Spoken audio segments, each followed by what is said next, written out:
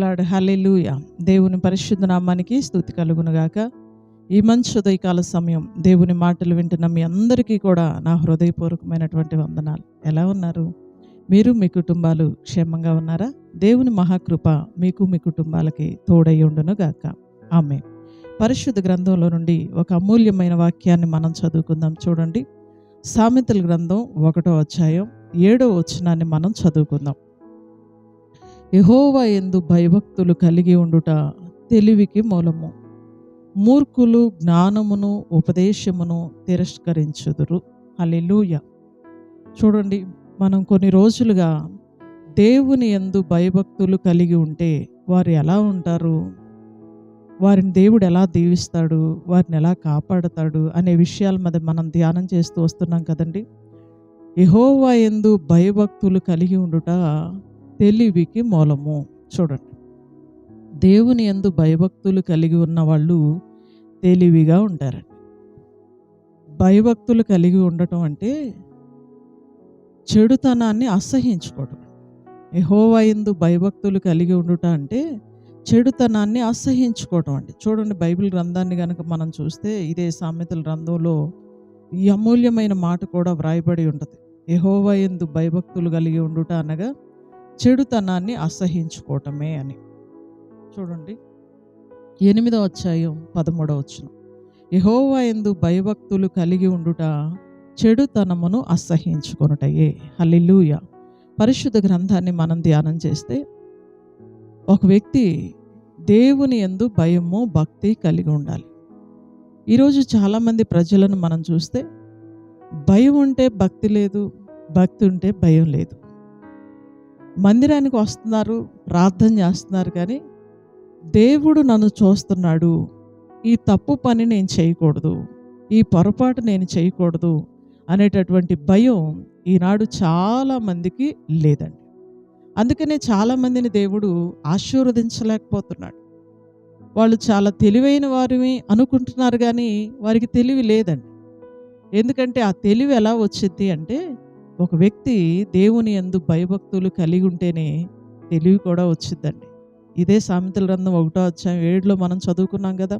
యెహోవా యందు భయభక్తులు కలిగి ఉండుట తెలివికి మూలము. చూడండి, మనకు తెలివి కావాలన్నా, జ్ఞానం కావాలన్నా, దేవుని దగ్గర మనం ఒక భక్తి చేసుకొని జాగ్రత్తగా బ్రతకాలన్నా దేవుని యందు భయము కలిగి ఉండాలండి. దేవుని నమ్ముకున్నాం, మందిరానికి వెళుతున్నాం, వస్తున్నాం అంటే సరిపోదు, కానీ దేవుడు చూస్తున్నాడనే భయం ఉండాలి. 4 గోడల మధ్య మనం ఏం చేస్తున్నామో, నలుగురిలో ఉన్నప్పుడు మనం ఏం చేస్తున్నామో, మనం ఎలా ఉంటున్నామో, మనం ఎలా ప్రవర్తిస్తున్నామో, ఎవరితో మాట్లాడుతున్నామో, ఏ తప్పుడు పనులు ఏ పాపం చేస్తున్నామో అన్నీ కూడా దేవుడు చూస్తూ ఉంటాడండి. ఆ చెడుతనాన్ని ఎవరైతే అసహించుకుంటారో, నా దేవుడు నన్ను చూస్తున్నాడనే భయంతో ఏ వ్యక్తి అయితే ఉంటాడో ఆ వ్యక్తి తెలివైన వాడుగా ఉంటాడు, జ్ఞానవంతుడుగా ఉంటాడండి. అంతేకాదండి, దేవుని యందు భయభక్తులు కలిగిన వారిని దేవుడు కాపాడుతాడండి. చూడండి, దానియేలు గ్రంథాన్ని కనుక మనం చూస్తే 6వ అధ్యాయంలో 23వ వచనంలో ఒక మాట వ్రాయబడి ఉంటుందండి.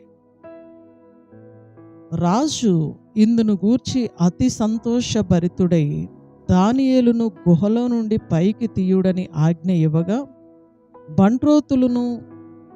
బంట్రోతులు దానియేలును బయటికి తీసిరి. అతడు తన దేవుని యందు భక్తి గలవాడైనందున అతనికి ఏ హానియు కలగలేదు. హల్లెలూయా. పరిశుద్ధ గ్రంథాన్ని గనక మనం చూస్తే దానియేలుని చేయని నేరానికి సింహాల బోనులో పడేశారు. సింహాలు రెడీగా ఉన్నాయి, ఆకలితో ఉన్నాయి, తినేయాలని కూడా ఉన్నాయండి. కానీ దానియేలు దేవుని యందు భక్తి గలవాడు గనక సింహాలు అతనికి ఏ హాని కూడా చేయలేదంట. దేవుని స్తోత్రం చెల్లిద్దామండి.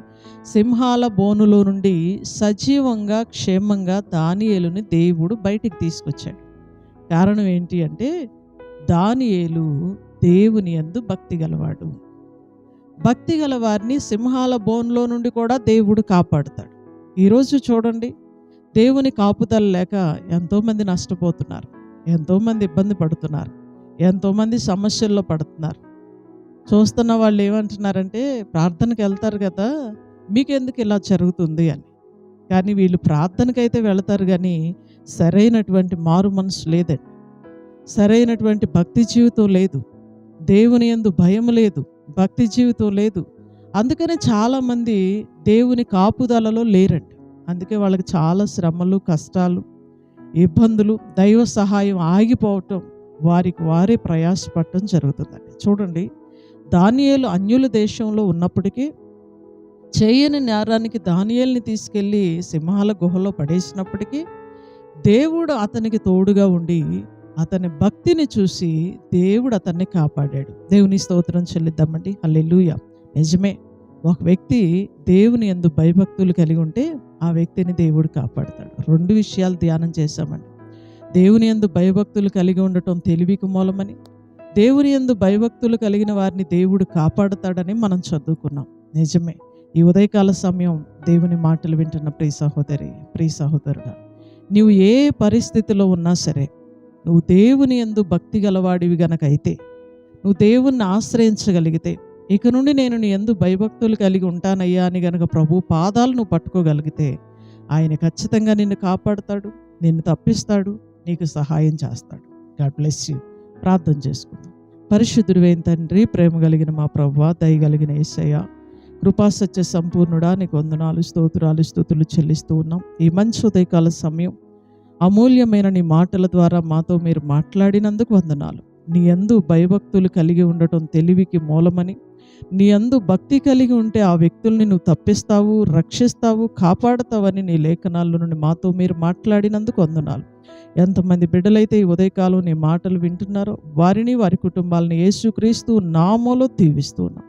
ఏ సమస్యలో బిడ్డలు ఉన్నారో వారందరూ కూడా సమస్యలో నుండి తప్పించబడుదురుగాక.